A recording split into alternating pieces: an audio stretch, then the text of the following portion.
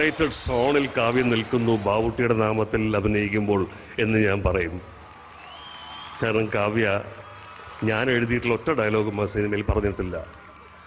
അതിൻ്റെ മുഴുവൻ നീലേശ്വരം ഭാഷ്യമാണ് കാവ്യ പറഞ്ഞിട്ടുള്ളത്.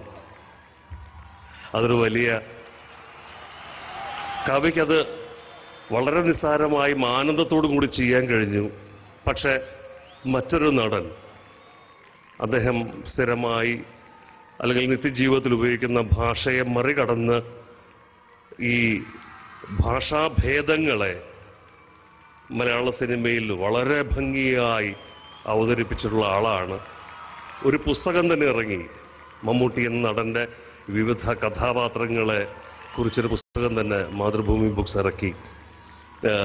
മമ്മൂക്ക മലപ്പുറം എന്നാണ് ഞങ്ങൾ ആ സിനിമയുടെ പശ്ചാത്തലത്തെക്കുറിച്ച് പറഞ്ഞത്. മലപ്പുറം ജില്ല, മഞ്ചേരി അതെ.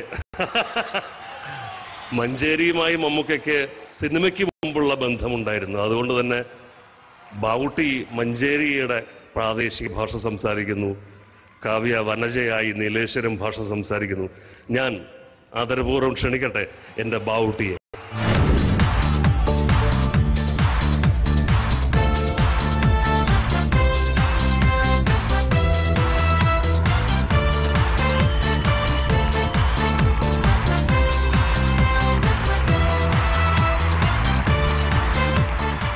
നിങ്ങളിപ്പോ വന്ന ദുബൈക്ക് ഞാനടപ്പം ഞാനെടുത്തന്നല്ലേ ഉണ്ടായിനി, ഞാനവിടെ പോയിനി.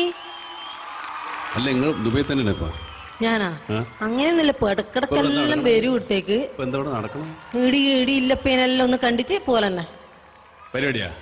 ഓ പരിപാടിയാ ഉഷാറന്നെ, ഉഷാറാക്കിന് എല്ലാരും അല്ലേ, ജോറാക്കിട്ടേ. എന്താ നമ്മളെ ആൾക്കാര് കൊറേ ഉണ്ട് കേട്ടാ. നിങ്ങളാൾക്കാരാ? പിന്നല്ലാണ്ട് നമ്മളാളുകളുണ്ട്, നമ്മളാൾക്കാരുണ്ട്. മലപ്പുറം മഞ്ചേരി നീലേശ്വരം വലിയ വ്യത്യാസമൊന്നും ഇല്ല, അടുത്തടുത്ത് തന്നെയാണ്.